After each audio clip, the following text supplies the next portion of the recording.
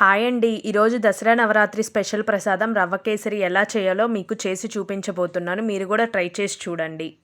Next ప్రాసెస్‌లోకి వెళ్ళిపోదాం. ముందుగా కడాయిలో 2 టేబుల్ స్పూన్ ఘీ యాడ్ చేసుకొని, ఘీ హీట్ అయిన తర్వాత జీడిపప్పు వేసుకొని బ్రౌన్ కలర్ వచ్చే వరకు వేయించుకొని పక్కన పెట్టుకోవాలి. తర్వాత అదే కడాయిలో కిస్మిస్ వేసుకొని వాటిని కూడా ఫ్రై చేసుకొని పక్కన పెట్టుకోవాలండి. తర్వాత అదే కడాయిలో 1 కప్పు బొంబాయి రవ్వ వేసుకొని బాగా మిక్స్ చేసుకొని బ్రౌన్ కలర్ వచ్చేంత వరకు వేయించుకోవాలండి.